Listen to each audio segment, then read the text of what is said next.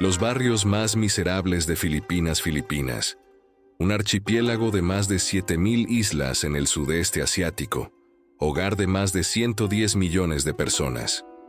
Un país de contrastes violentos donde rascacielos de cristal conviven con asentamientos informales construidos sobre basureros. Hoy vamos a adentrarnos en una realidad que millones de filipinos enfrentan cada día. Pero antes de comenzar, necesito que entiendan algo fundamental. Estas comunidades no son solo estadísticas, no son solo pobreza. Son ecosistemas humanos complejos, llenos de resiliencia, solidaridad y dignidad que ninguna cifra puede capturar completamente. Metro Manila, la región capitalina, alberga a más de 13 millones de personas en su área metropolitana. Es el corazón económico del país, pero también el epicentro de una desigualdad que corta como navaja. Aquí, en menos de 650 kilómetros cuadrados, se concentra una densidad poblacional que supera los 20.000 habitantes por kilómetro cuadrado en algunas zonas. Para ponerlo en perspectiva, eso es más denso que la Ciudad de México en sus áreas más congestionadas. Comencemos por Tondo, probablemente el distrito más conocido cuando se habla de pobreza urbana extrema en Filipinas. Tondo no es un barrio, es un universo de más de 600.000 habitantes apiñados en condiciones que desafían la imaginación. Aquí las casas, si podemos llamarlas así, se construyen con lo que sea. Láminas de metal oxidado, madera rescatada de la basura, lonas de plástico, cartón. Las estructuras se apilan unas sobre otras como naipes a punto de caer, conectadas por pasadizos tan estrechos que apenas cabe una persona de lado. El agua potable es un lujo que muchas familias no pueden permitirse. En Tondo, es común ver a mujeres y niños haciendo fila durante horas para llenar cubetas en las pocas conexiones públicas disponibles. El agua que fluye, cuando fluye, a menudo está contaminada. Las enfermedades transmitidas por el agua, diarrea, cólera, fiebre tifoidea, son visitantes frecuentes en estas comunidades.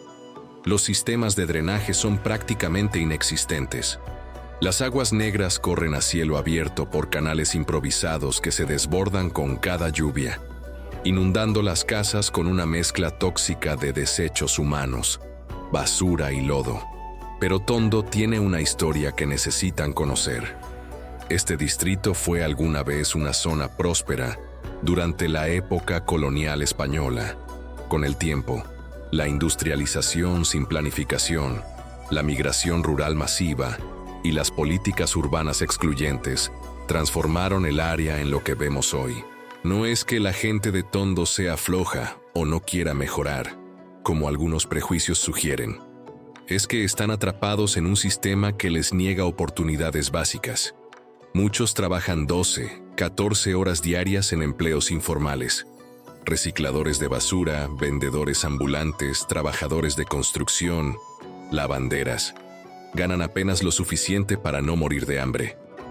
Dentro de Tondo encontramos Smoky Mountain, la montaña humeante. Aunque técnicamente fue cerrada y remodelada en los años 90, la realidad es que miles de familias siguen viviendo en condiciones similares en áreas circundantes. Smoky Mountain era literalmente una montaña de basura, un vertedero gigante donde la descomposición orgánica generaba tanto metano que el lugar humeaba constantemente, de ahí su nombre.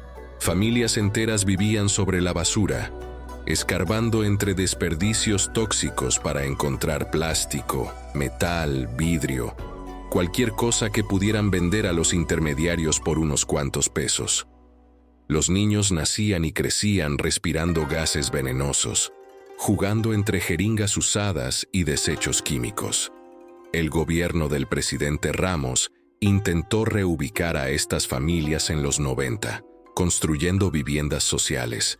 Pero como tantos proyectos bien intencionados pero mal ejecutados, muchas de esas viviendas estaban tan lejos de las fuentes de empleo que las familias no podían costear el transporte diario. Imagínense ganar 100 pesos al día, unos $2, y tener que gastar 40 en transporte. Simplemente no funciona. Por eso muchas familias regresaron, estableciéndose en asentamientos informales cerca del antiguo vertedero. Crucemos ahora hacia Baseco, la Bataan Shipping and Engineering Company Compound, otro asentamiento informal en la bahía de Manila. Baseco alberga a unas 70,000 personas en un área que originalmente era un puerto industrial. Aquí las casas están literalmente construidas sobre el agua, sostenidas por pilotes de bambú y madera podrida. Durante la marea alta, el agua salada entra directamente a las viviendas.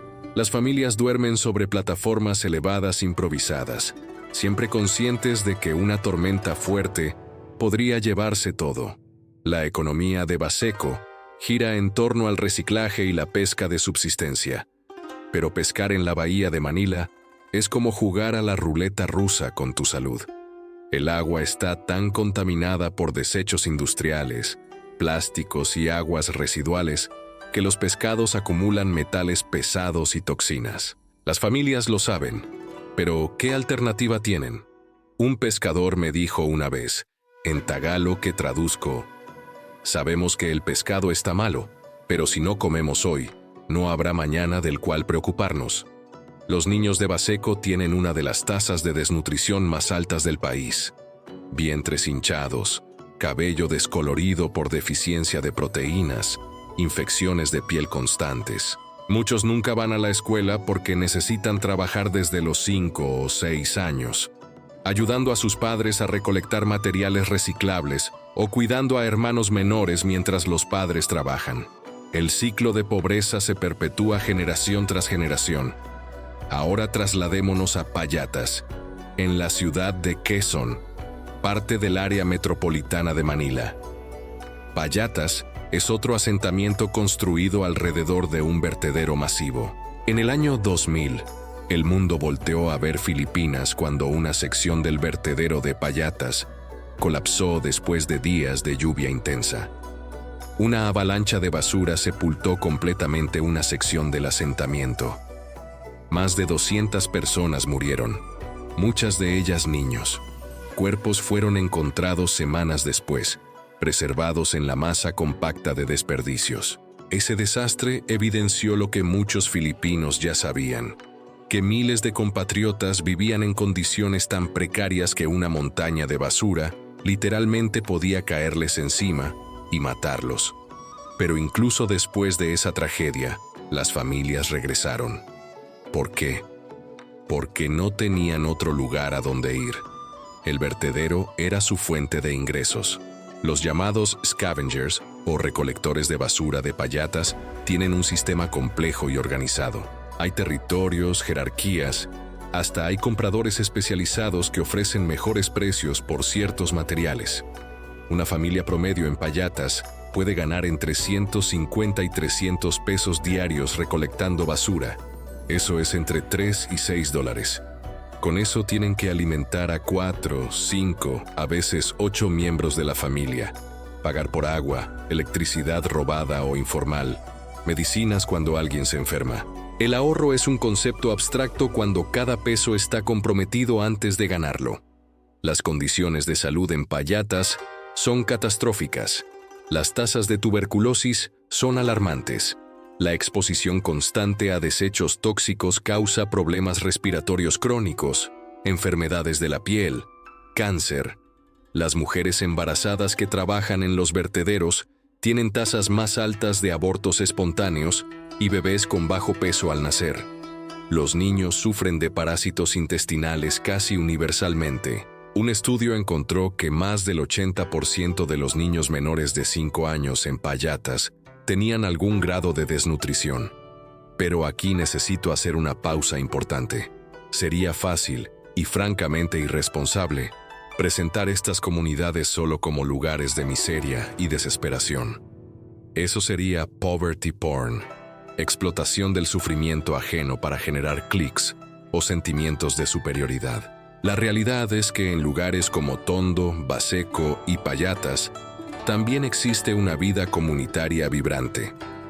Hay sistemas de apoyo mutuo que funcionan mejor que cualquier programa gubernamental. Cuando una familia enfrenta una emergencia, los vecinos se organizan para ayudar.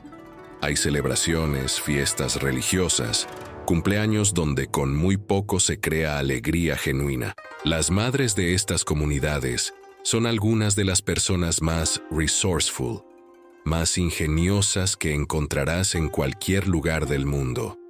Con 50 pesos pueden preparar una comida que alimente a toda la familia. Conocen cada programa de asistencia, cada ONG que reparte alimentos, cada clínica gratuita. Son expertas en sobrevivir en un sistema diseñado para excluirlas. Los jóvenes en estos barrios sueñan igual que los jóvenes de cualquier parte. Quieren ser enfermeros, maestros, marineros, trabajadores en el extranjero que puedan enviar dinero a casa. Algunos lo logran, contra todas las probabilidades.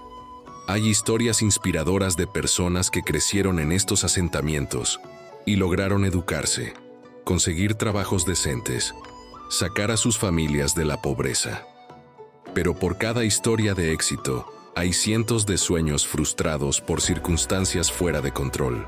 Salgamos de Manila por un momento y viajemos al sur, a la ciudad de Cebu, la segunda área metropolitana más grande de Filipinas. Aquí encontramos barrios como Sitio Bato, en Barangay Ermita, o las comunidades costeras de Pasil. La dinámica es similar. Asentamientos informales densamente poblados donde las familias sobreviven día a día. En Pasil, el olor del mercado de pescado se mezcla con el de aguas residuales sin tratar. Las familias viven en estructuras precarias a metros del océano. Los niños nadan en agua contaminada, sin entender por qué se enferman constantemente.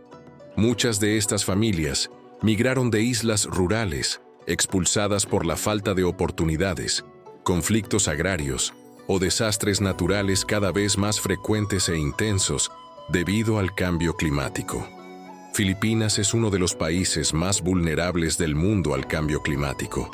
Los tifones están empeorando, el nivel del mar está subiendo, las sequías son más prolongadas. Esto presiona a las comunidades rurales, forzando migración hacia las ciudades. Pero las ciudades no están preparadas para absorber estos flujos de población. No hay vivienda suficiente, no hay empleos formales esperando. Entonces la gente hace lo que puede. Construye una casa de cartón en cualquier terreno disponible, ya sea público o privado, legal o ilegal. Los asentamientos informales en Filipinas, llamados informal settlers o squatters, no son ilegales porque la gente quiera violar la ley. Son ilegales porque no existe una alternativa legal accesible. La vivienda formal es astronómicamente cara para alguien que gana salario mínimo. Un apartamento pequeño en Manila puede costar 8,000 pesos mensuales de renta, cuando el salario mínimo diario es de 537 pesos. Hagan las matemáticas. Son unos 16,000 pesos mensuales de salario mínimo, asumiendo trabajo todos los días, lo cual es raro en el sector informal.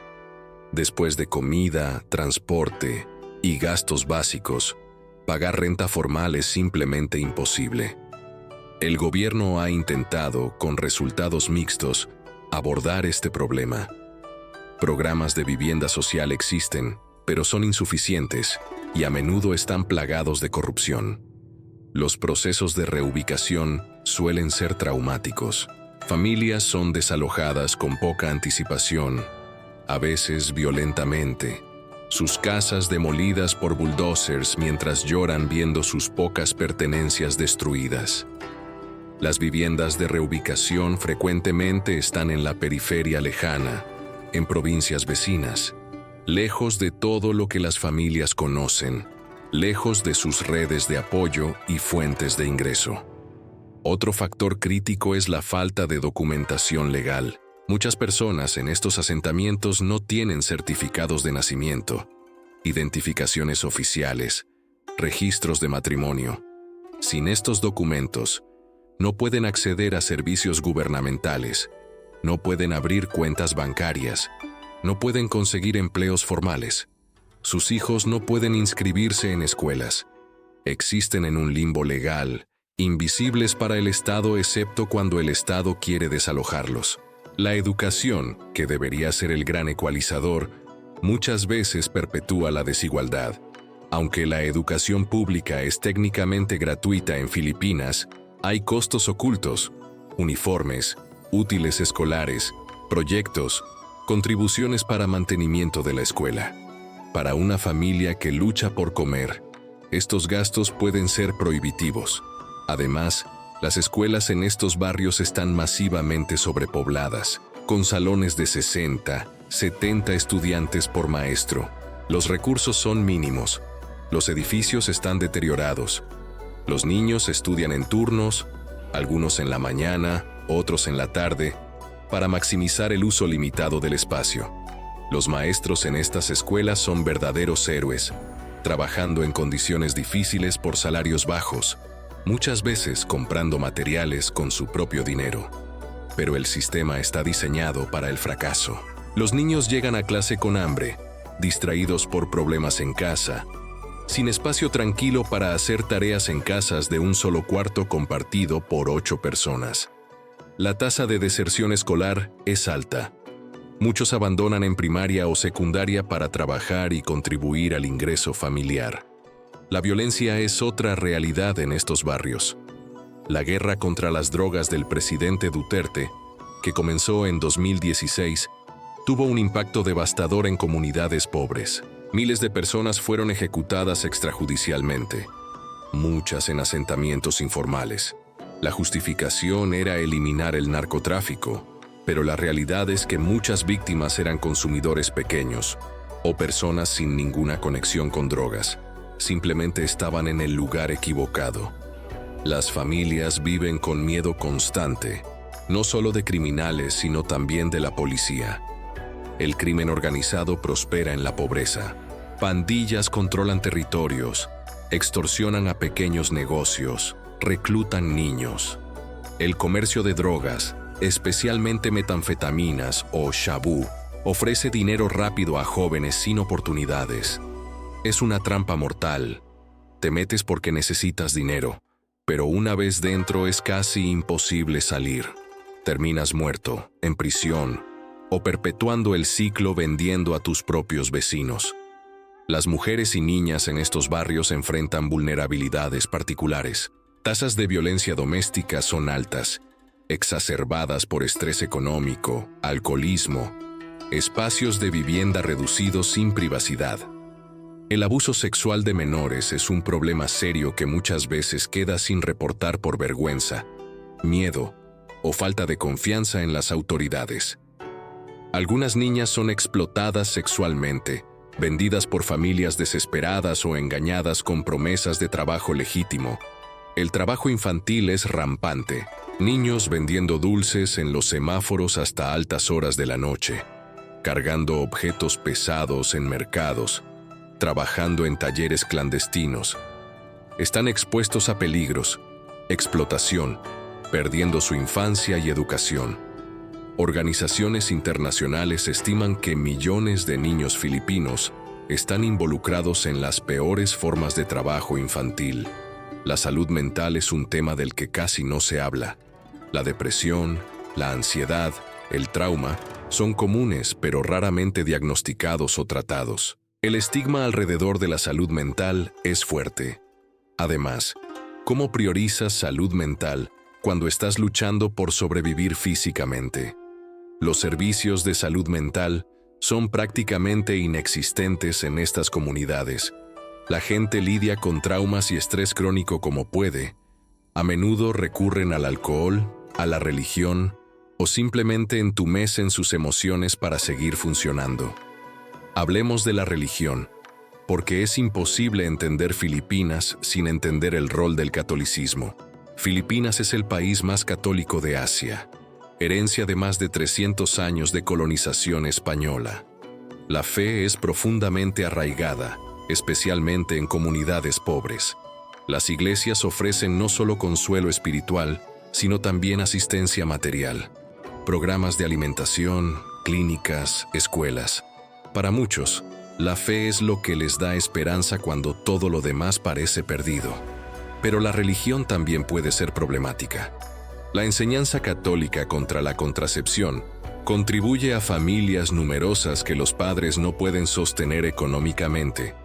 Aunque la Ley de Salud Reproductiva fue aprobada en 2012, su implementación ha sido irregular, y muchos en comunidades conservadoras todavía carecen de acceso a planificación familiar. Una mujer puede tener 6, 7, 8 hijos, cada embarazo arriesgando su salud, cada boca adicional haciendo más difícil escapar la pobreza. Ahora, necesito hablar de un aspecto que muchos documentales prefieren ignorar: la responsabilidad estructural. Estos barrios miserables no surgieron de la nada. Son producto de décadas de políticas económicas que priorizan crecimiento macroeconómico sobre desarrollo humano, de corrupción endémica, que desvía recursos públicos a bolsillos privados, de un sistema político dominado por dinastías familiares que protegen sus intereses. Filipinas tiene una de las mayores desigualdades de riqueza en el sudeste asiático. El 1% más rico controla una porción desproporcionada de la riqueza nacional. Familias oligarcas dominan industrias enteras, telecomunicaciones, medios, servicios públicos, bienes raíces.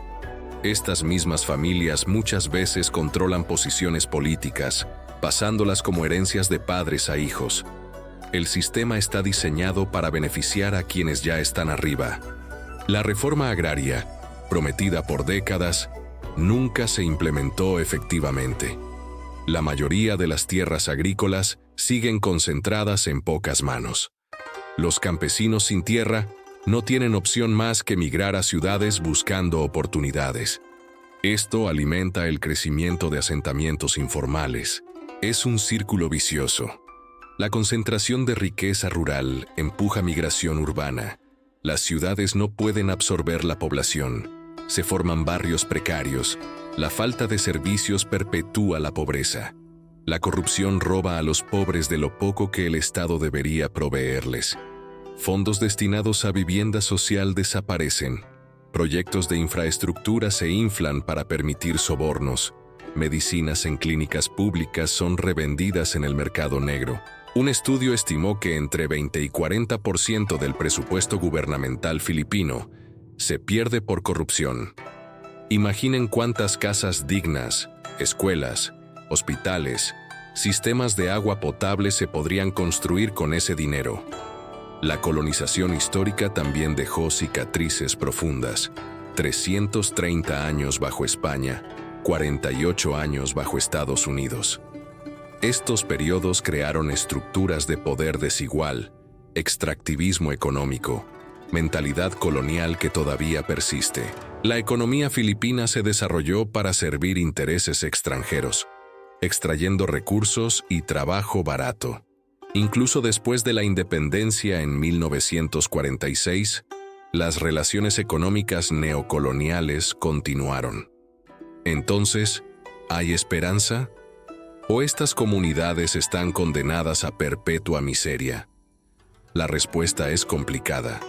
A nivel individual, muchas familias trabajan incansablemente para mejorar su situación. Envían a un hijo a trabajar en el extranjero como enfermero o marinero.